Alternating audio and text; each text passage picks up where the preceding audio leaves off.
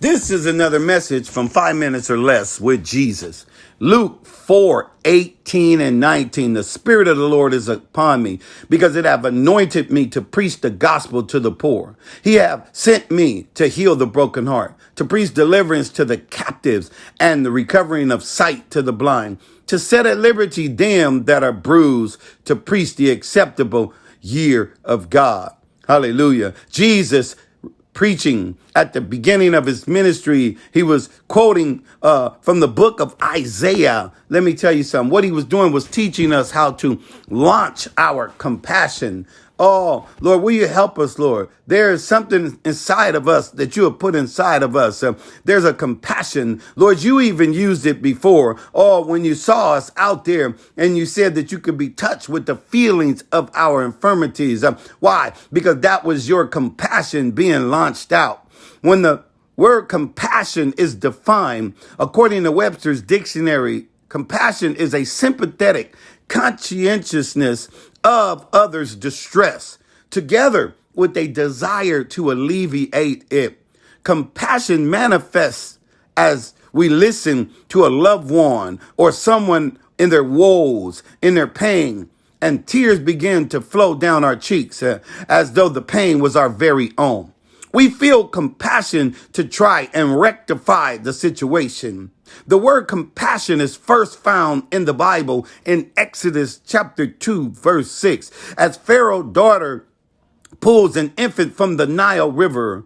Alone and vulnerable, a tiny baby Moses elicited this pity and compassion from Egypt's princess, that she felt compelled through compassion to help him. Perhaps unknowingly, this woman allowed her compassion to align with the will of God, and she adopted Moses as her son.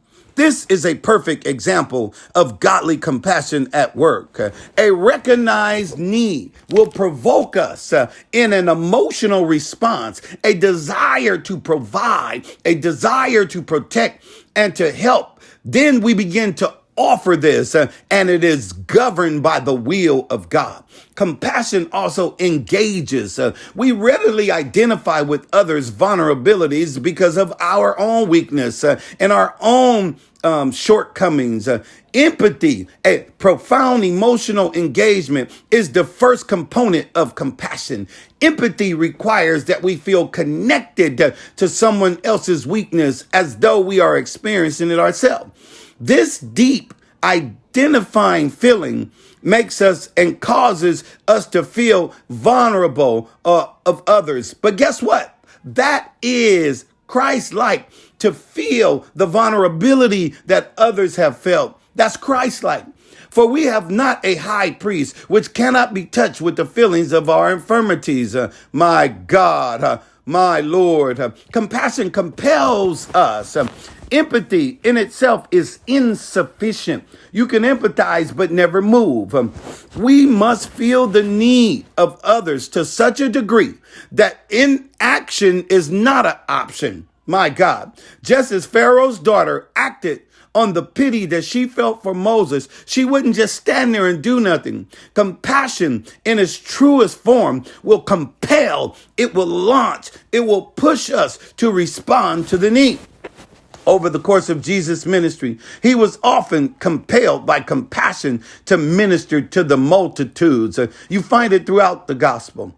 In fulfillment of the word, Jesus was moved by compassion to heal, to provide, and to teach. Everything he did was moved by compassion. Compassion aligns. For Jesus, compassion led to action, but wanting to help and knowing how to help are two different things, depending on the type of need. We learn from John 5:19, verily, verily, I say unto you, the Son can do nothing of himself, but what he sees his Father do. As a man, Jesus didn't depend on his human consciousness or his five senses to determine what to do. He waited until he heard from his Father in heaven, or until he seen it, and then he did it. Lord, will you help us to launch our compassion? This has been another message from 5 Minutes or Less with Jesus.